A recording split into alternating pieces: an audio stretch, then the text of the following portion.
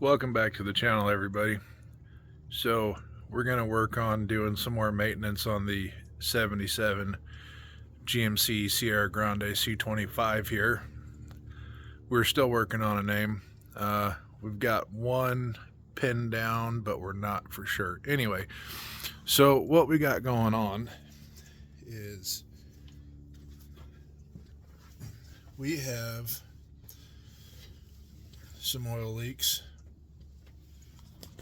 I'm gonna get you in there. We're gonna start giving these a quarter turn and see if that tightens up. And I'm not sure if these are leaking from around here or not yet. But this cylinder bank is burning oil, so we're gonna start by pulling each plug one at a time and seeing which one is covered in oil, and then we're gonna go from there. And I'm hoping we don't have a bad valve seal. So let me grab some tools and get the camera set up, and we'll be right back. Alright, so we're going to start by removing the factory air cleaner.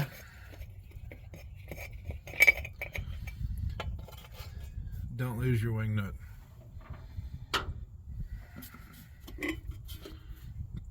Take the lid off.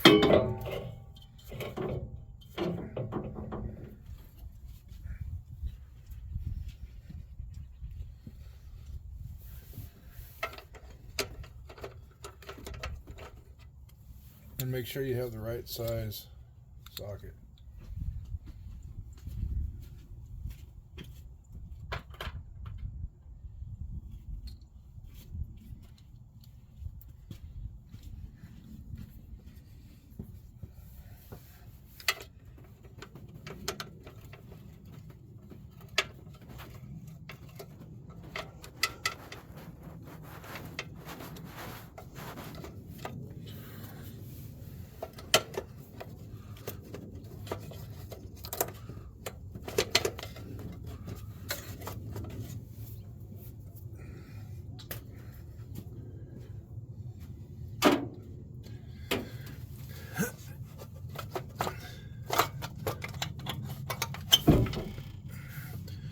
Now this truck still has a factory PCV valve, so we replaced this last night. We did the oil change. Write the date on that you did it, and that way you know for sure. So also, if you don't have time to change your oil yourself and you go to a mobile lube place, you'll know if they short stick you or not by not replacing your filter if you have your handwriting on it with the date. Now real quick, I got this at AutoZone, and it's a magnetic spark plug wrench. I happen to like this a lot better than the one with the little rubber stop. So, and I can tell you that spark plug's bad because here's the tip.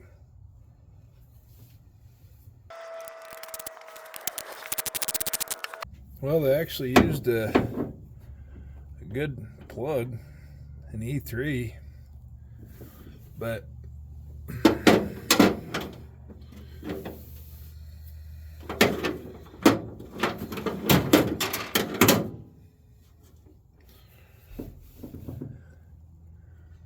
as you can see, this is supposed to go on there.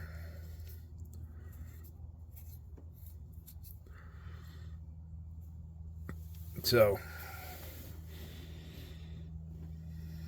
that one's not covered in oil, but it's seen some better days.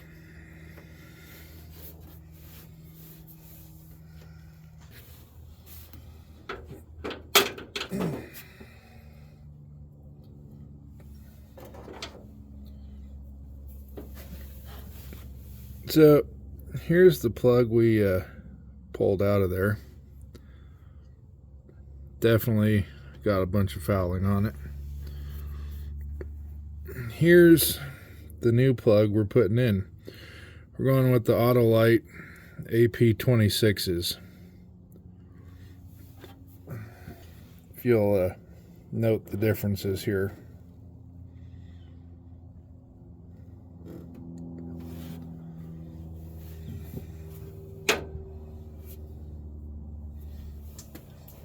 And I've gapped this to 35 thousandths.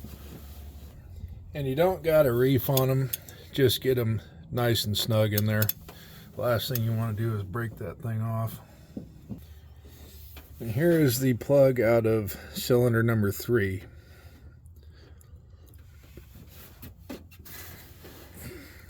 Here's the plug out of cylinder number 1.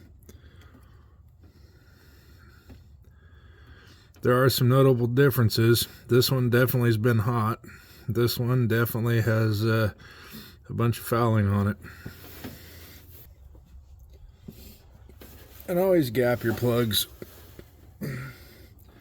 Some of them come pre-gapped, but at least double check. You can get you one of these little dealies here. So let's see, 20. This is gapped to 45. We want it at 35. So all you got to do is take this little prong here and just kind of gently tap it on something.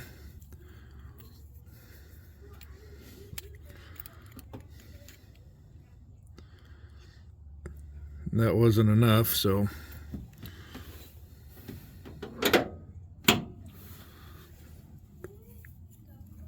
you don't want to whack it real hard and break it. See, we're too tight now, so you just take this thing and kind of tip up a little bit, just gently, until you get right to where you want to be, and that's 35 thousandths.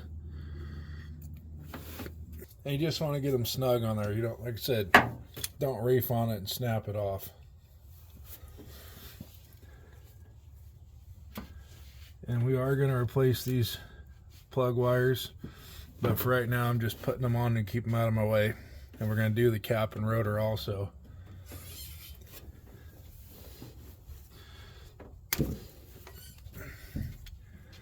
But what we're doing currently while we're replacing these is we are also looking for the plug that's coated in oil, because like I said, this thing is burning oil out of the passenger side, and I know that because it has a true full dual exhaust and the driver's side is not. So we got to figure that out, eh? Yeah, the other thing too is I forgot how wide these square bodies are, because I'm 6'5" and I don't have proper leverage because of how far away this fender is.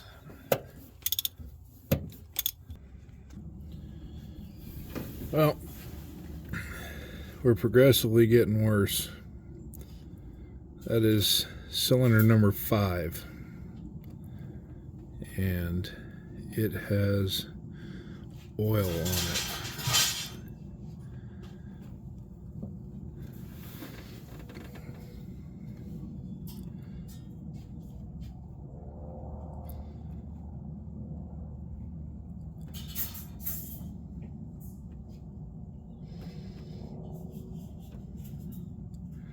So that could be a problem. Actually, that is a problem.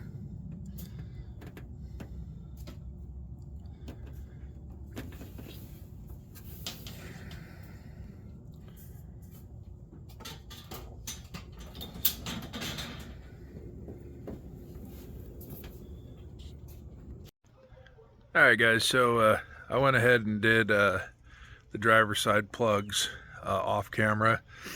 So the passenger side pretty much showed the gist of it. Same exact process, just the opposite side. Now on the other side, actually before we get to that, let me show you real quick.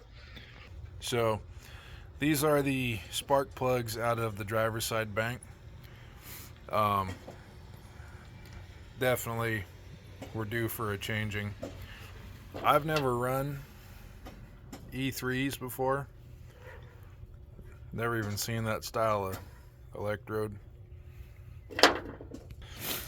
But my buddies are telling me that these aren't so great in the older engines. I'm just going to go off their word on that. So I have no experience with them. These were already in this engine when I bought it, so I don't know much about these, to be honest.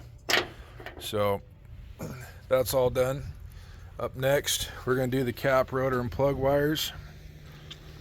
We're going to be using the MSD Street Fire spark plug wires, 8 millimeters, and then Excel cap and rotor. And the only reason we're going with this is because they didn't have the MSD one available, and so I didn't want to wait a few days. Got a little impatient. And then we're also going to be changing the fuel filter, which is right here. And as you can see, it's due. Also, we're running a quadrujet, but I'll be damned if that thing doesn't run good. So the other thing too is I gotta see where it goes. Oh, they just teed into it right here, but that's the cruise control. You follow that black line all the way to right there. Now that goes right there. So one thing you got to be careful of when you're replacing carburetors on these older stuff. GM was a big fan of running everything off vacuum, including the cruise. And I still don't know if that thing works or not yet. I haven't had a chance to try it because the U-joint started crapping out into her first maiden voyage with us here at Midnight Customs. So I got some U-joints ordered. But in the meantime, we're going to replace that. We're just going to reuse that coil. And a little tip, trick, is take a piece of tape and write down which cylinder each wire goes to. That way you can get it right back at the corresponding. If you're not super familiar with doing that type of maintenance, I'm out of practice on it personally. I've had diesel rigs for the last almost 20 years and haven't had to do that. So I did do it on this one. The firing order is the same. They're both 350 trucks, but there's just a lot going on, and like I said, I'm way out of practice. So what we're going to do is we're going to take some more tape, number the driver's side, and then I will put a picture somewhere right over in here of the wiring diagram for the firing order. Alright, so I got all my plug wires numbered with some tape and their corresponding numbers written on there. And then what you can do, and what I like to do, is I'm going to take that cap off with all the wires attached. That way I have a point of reference for when I'm attaching these wires to that cap. And we'll show you how that goes. Alright, so like I was saying earlier, we had oil on number 6, but it looks really good in here. There's not a bunch of schmutz built up. Turn the light on for you, hang on. So, really clean in there.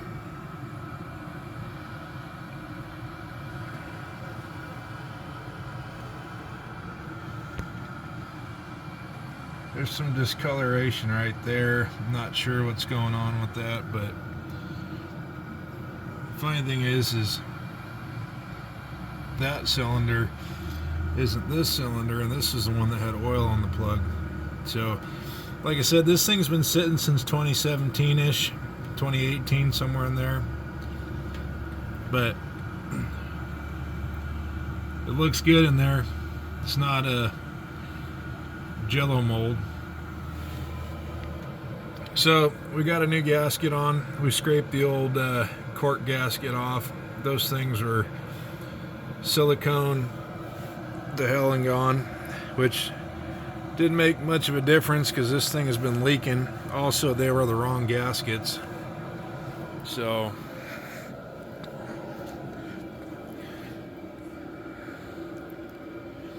I hit this with some brake clean, wiped her down best I could. Brake clean's eating away the paint, not a big deal.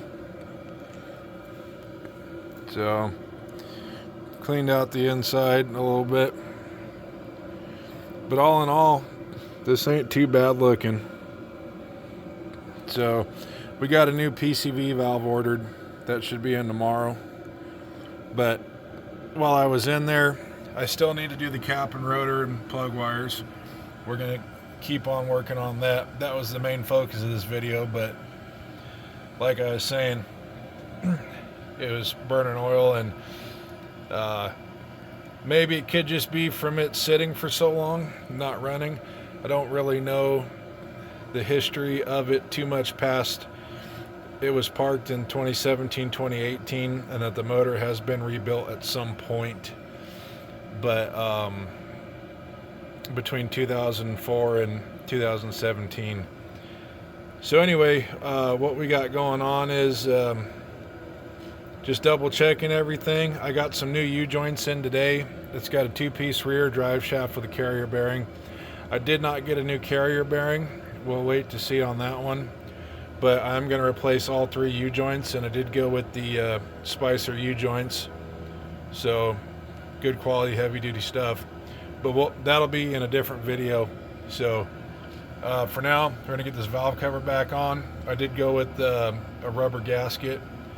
So nothing name brand, just the whatever house brand O'Reilly's has.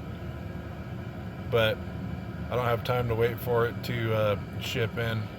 Got to go to work, and we'll see how these do, and if they leak, we'll get some Fel-Pros or something a little later on down the road. But I don't foresee these ones being an issue.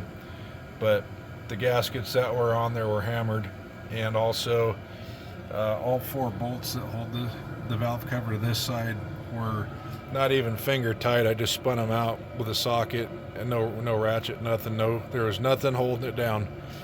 So all right, let me get this back on and we'll show you. So a guy went in and got the cap and rotor off. I did it off camera just because it's getting a little late and it's a little cold.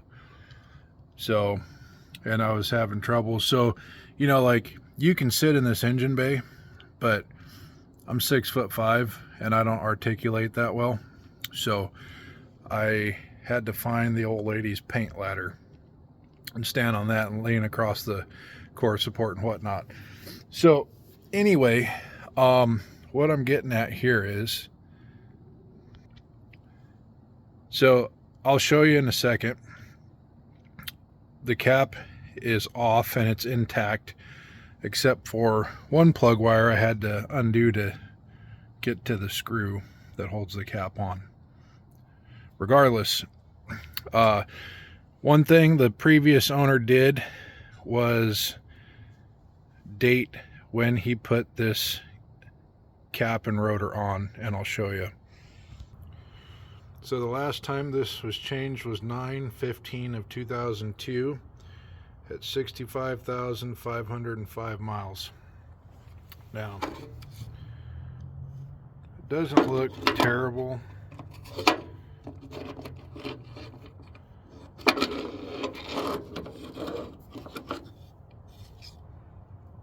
But that also isn't great.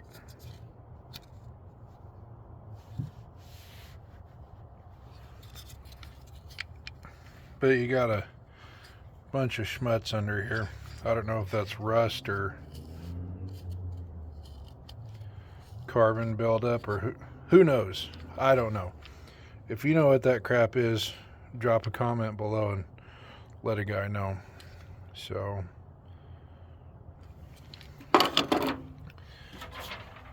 and that looks like that in there. There's your weights and all the things. That could probably use a good cleaning, but we're not going to do that today. So here's the new cap. Sorry, rotor. And come with me a second here. I will show you what we're doing. So this is what I did. I pulled the whole thing off with the plug wires attached, like I said, except for one because it was in the way of that. Now, this was done the same date, 9/15 of 02. We should probably replace this coil, but it works. So we're just going to take this coil and we're going to swap it over to that cap. And then we're going to put the new wires on. And like I said, I have put pieces of tape on to number them. Except looks like one came off. That's all right. The rest of them, oh, here's the wire I took off.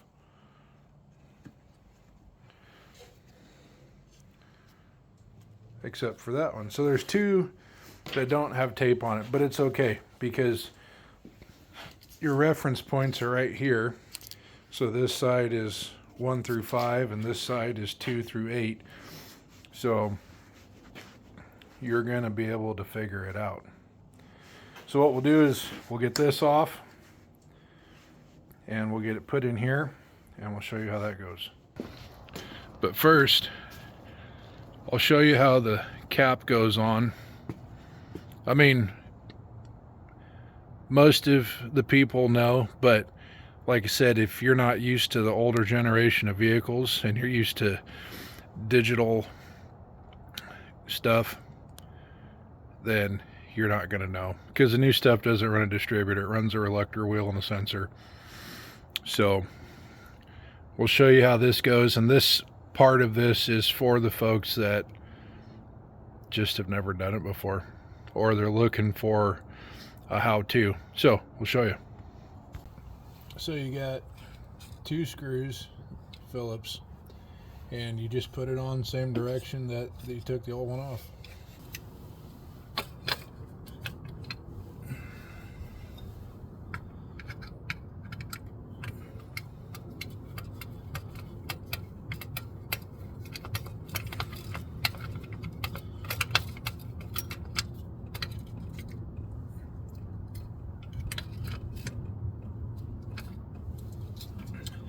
And one thing you can do is run these down just a little bit so they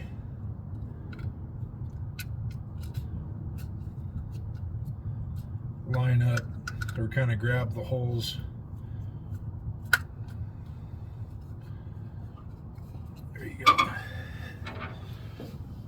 Inside the distributor.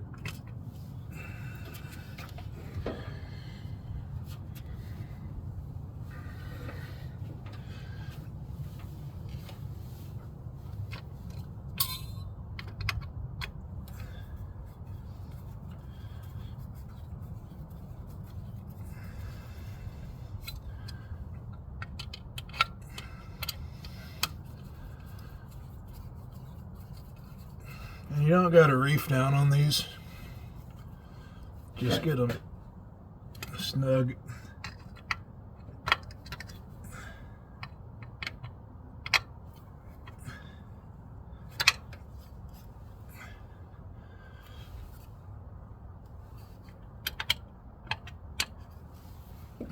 There you go, just like that. So, you're going to need these screws.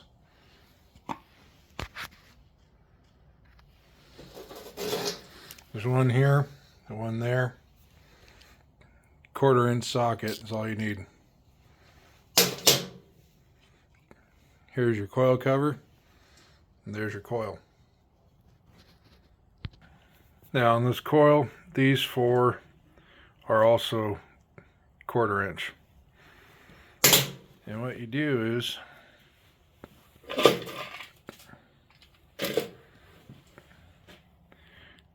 you'll take needle nose pliers and pull these up, your coil wires, and then you undo these and take this whole assembly out, set it down in there, and I'll show you that here momentarily.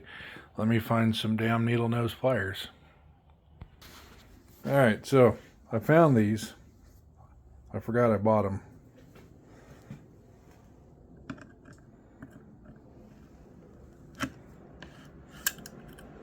One,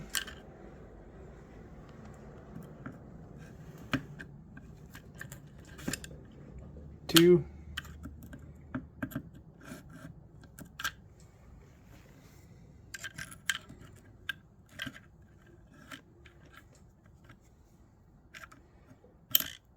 three.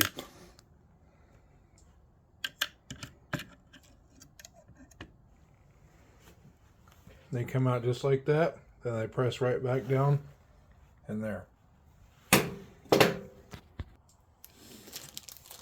Now, what we're going to do is take these off, get our coil out,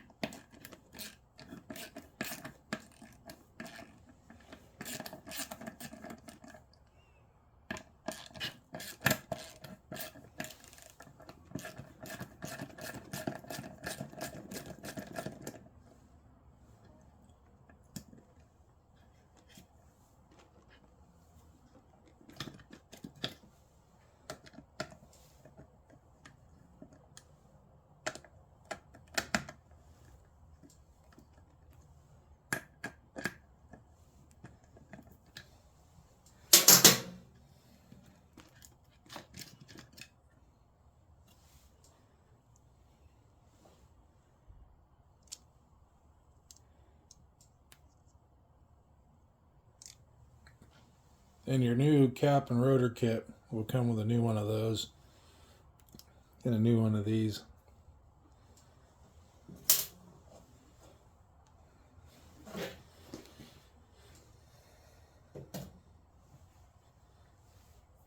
Now we can set this off to the side for right now.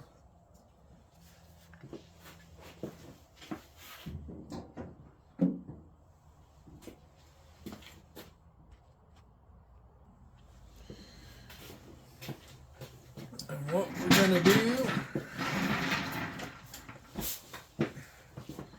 is, here's your parts kit for this.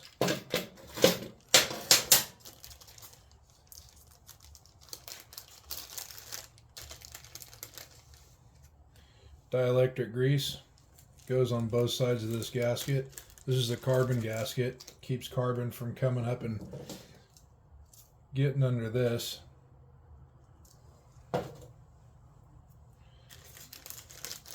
I would not be surprised if this is the factory GM coil from 1977.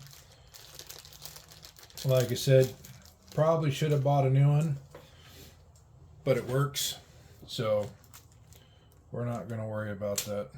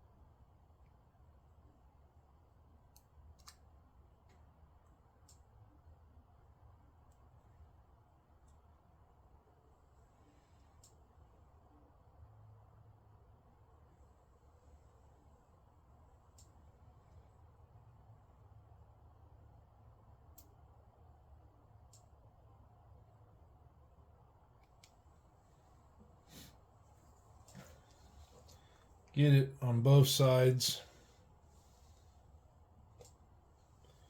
That way you get a good seal. And I like to just kind of smear it around.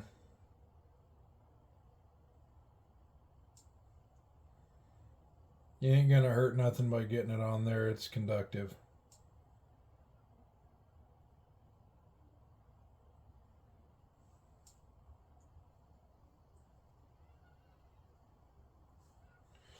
That way you get a good seal.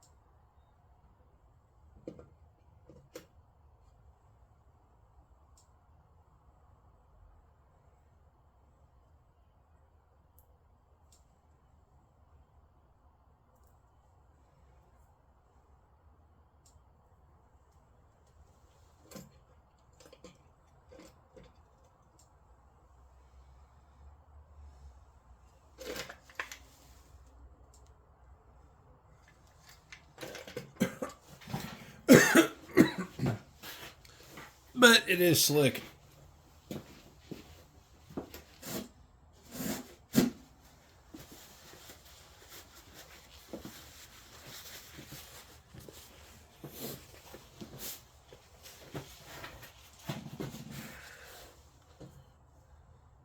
All right, so now that we got that down in there, take our coil. It only goes in one way. You'll know if you got it backwards because these won't be on the right side. So, taking, get this thing lined up.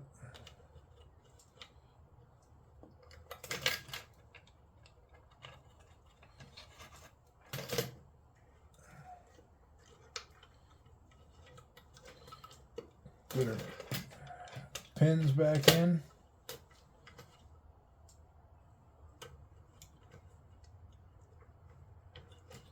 Those down nice and good. And you can take and just gently push down on it.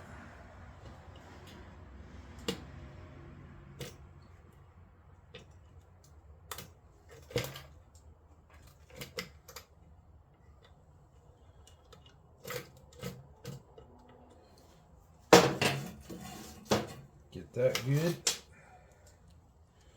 And just start tightening your screws back down. Now, one thing you'll note, these two screws have grounds attached to them, so make sure your screws are going through the ground.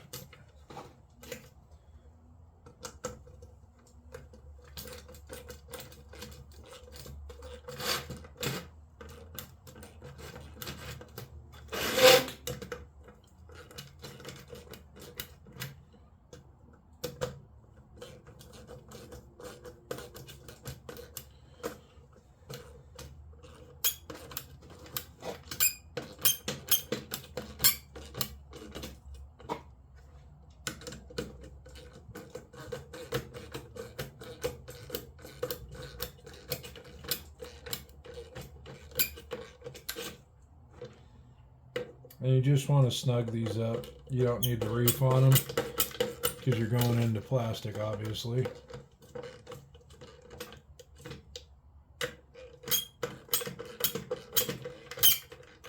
Just light pressure until you feel it stop.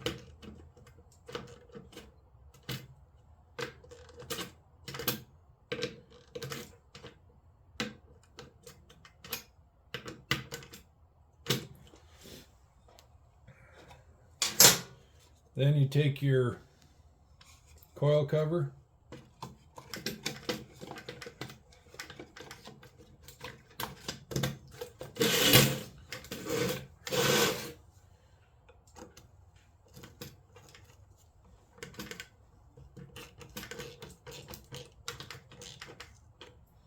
just snug that up too.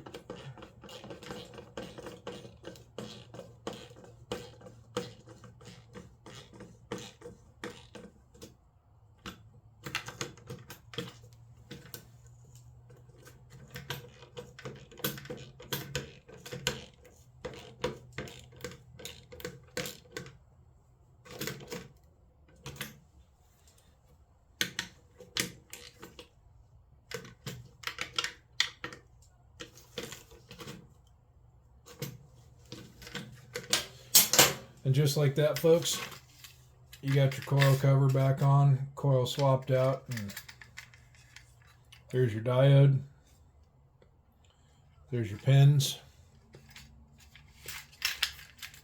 That is that. Now, what we're going to do is throw the garbage away. And then get our other cap and plug wires.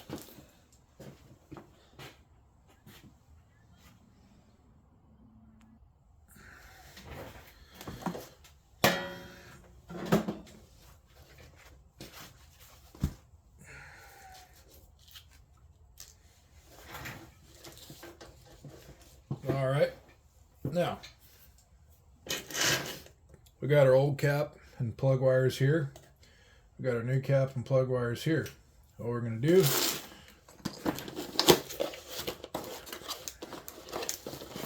we're using the Street Fire by MSD 8mm low resistance wires. Part number 5550, and that's comes with the angled plug heads, kind of like these. So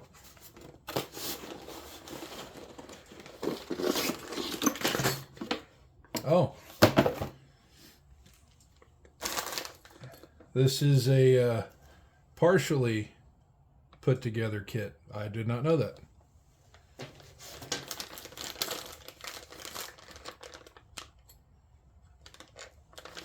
But they give you the different boots and the little tool to crimp them on.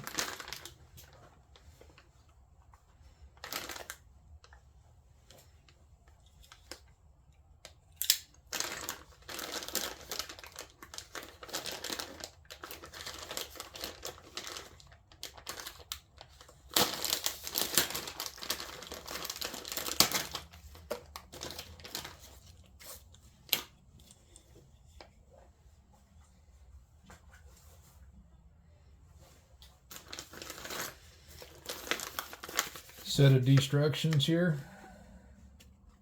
Crimping with the MSD Mini Stripper Crimper.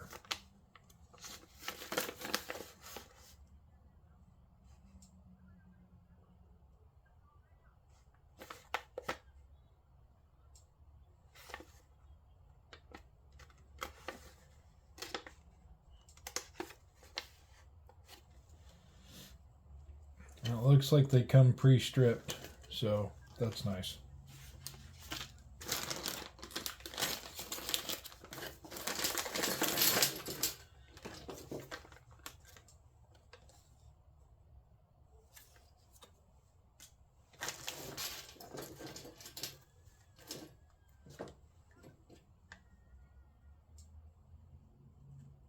I'm guessing this is if you're running an external old school like oil filled coil.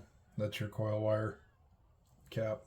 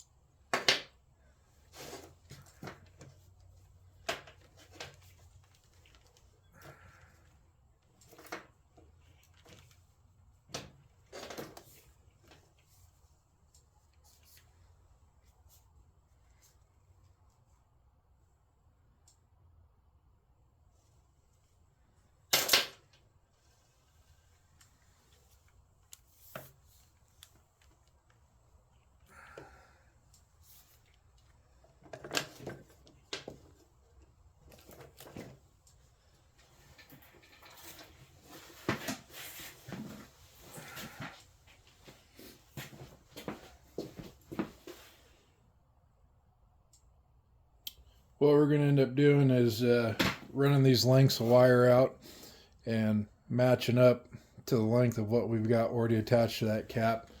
That way we'll know which way to go, which wire goes to which cylinder. Yeah. So anyway, we'll get to working on that. And this is set up to be used in a vise. So you got your crimping tool, and you put your wire in there with this on it and this on it, and you tighten your vise and it just together. So I did not know that's what this kit was when I ordered it, just an FYI. I thought I ordered the pre-made ones. So no big deal. So when it comes to spark plug wires, you've got lots of options. These are the MSD Street Fires.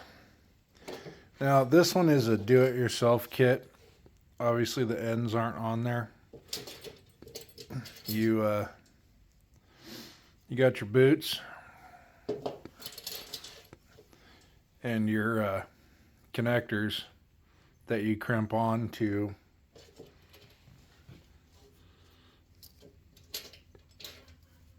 sorry, I'm doing this one-handed.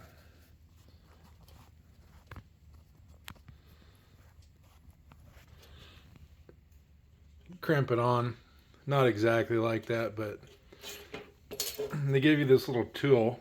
It comes apart.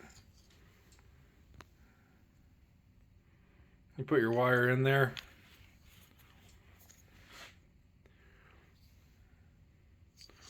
Put this back together.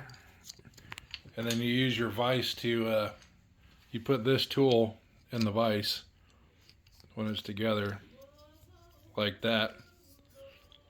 And use your vise to crimp your connector, this, onto that.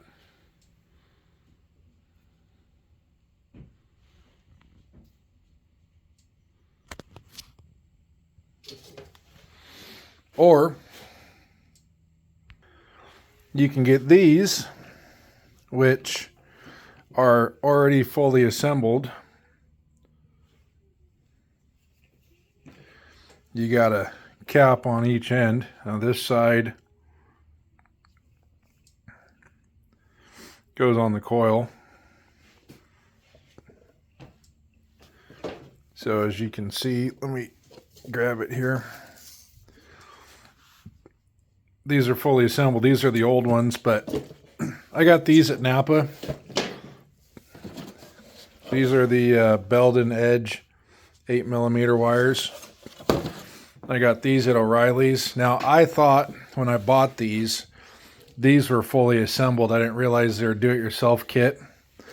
And the reason it's a do-it-yourself is because these are extra long, so you can customize your wire routing. So if you want to tuck it up behind the block or run it down the intake and drape it down over the valve covers, you can do that. Now the other thing too to be aware of is if you have ram horn manifolds, they're a different part number. I think they're a different length. But if you have the manifolds that are down underneath your spark plugs, those are also a different part number and a different length. So these here are for the manifolds that are below the spark plugs, not your ram horns. And I can put this together myself and do that. That's no big deal. I just don't want to, because I want to get this part of the project done because of my work schedule. So I'm not going to go with those this time. I'm going to save those. I've got 2 trucks that these will work on. So I'm just going to hang on to those for a later time when I want to dress up the engine bay a little bit better, or I just need to replace them again. So no big deal. All that stuff will go back in its box. And we're going to go with these. And we're going to put these on that cap. Alright, so now we got the whole cap put together, and we'll put these clips on after we get everything routed.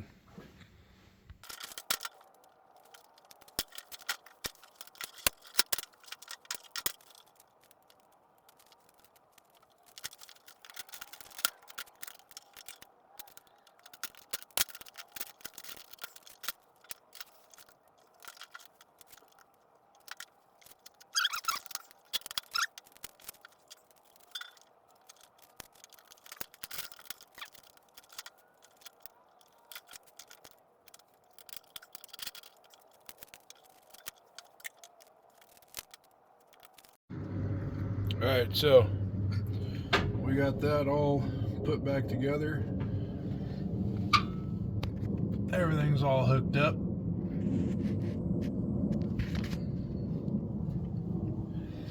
We'll finish putting these looms on, but kind of clean that up a bit.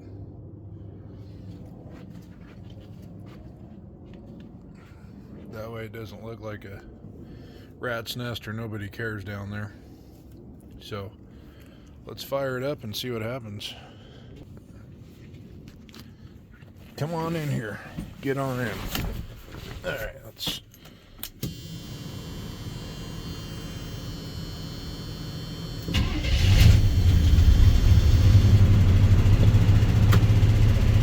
Success. Choke's working.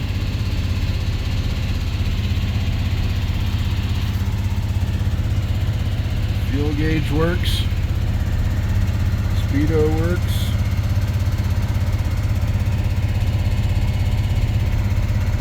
$26,737 original miles. I got a new one of these lenses coming. I ordered that online from USA One. So I think at some point this bezel's been swapped out, because being a Sierra Grande, it should be wood grain like that. And by the way, that switch does work. So I think these were supposed to be wood grain also, but it might have been an option. And I've got a new door latch coming. So, but you can tell this has been off. It's broken there and there. And it's got a blow punched.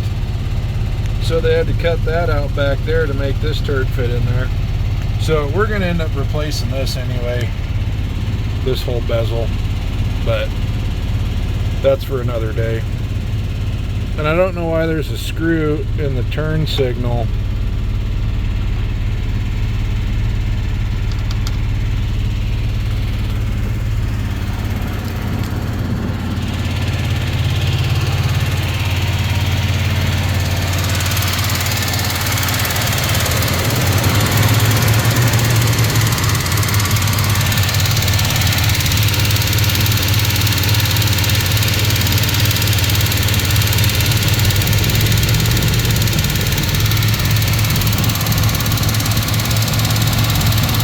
So we're burning off some oil down there that spilled when I was filling the oil back up. That's what that is. But we got some valve chatter. I don't know if it's the lifter or the rocker arms needing adjusting, but we are going to adjust that, and I'll show you how that goes in the next video.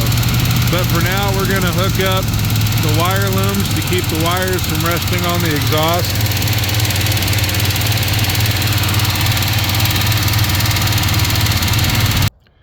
So anyway, folks, there's kind of like a how-to / tutorial. Everything goes back on the same way it came off. So just if you're unfamiliar with it, never done it before, rusty, whatever, just Google the GM wiring diagram, firing order, and that way you know which cylinder's which and which plug wire goes to which terminal on rotor, or cap, excuse me, and back to which plug, and get you some tape and wrap the tape around the each plug wire with its cylinder number, and that'll make it super easy to remember. Also, another thing you could do is before you tear into it and take everything off, take a photo, take a couple photos, that way you have a reference point. Anyway, this is part one of the tune-up. It's kind of a long video, but there's quite a bit I was dealing with this truck. So as far as I'm concerned, the only thing that's been changed since 2005 is the oil. That was in pretty decent shape. Needed to be changed, but it was in pretty decent shape.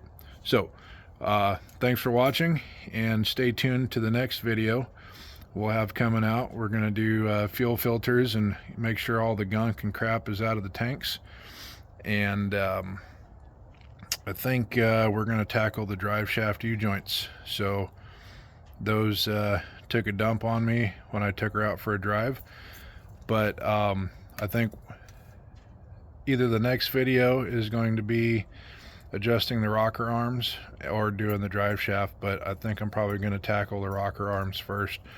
I don't know if they just need to be adjusted, if it's a sticky lifter, or if the heads need a valve job. We're going to find out. So I'm probably going to end up burning $100 trying a couple different old mechanics tricks to get it to stop ticking. But if it is in fact a bad lifter or a bad valve we may do a top end kit, camshaft up. I'm not sure yet, so stay tuned. We'll get it figured out on which way we're going to go, but I'll show you a couple different mechanics tips. Give or take, it's going to be $100. You just process of elimination. Start with the simplest thing to do first, and then go from there. If that doesn't work, you step up to the next one, and eventually you're either going to arrive at a problem solved, or you're going to take the heads off and send them in for a valve job. So and if you're into it at that point, you might as well start upgrading stuff, but don't tell Morgan. Thanks for watching. This is Midnight Customs. Drop me a comment down below, let me know what you think, and or if you've dealt with something like this, and what your go-to is and how you approach some of these situations. Have a good night, folks. Thank you.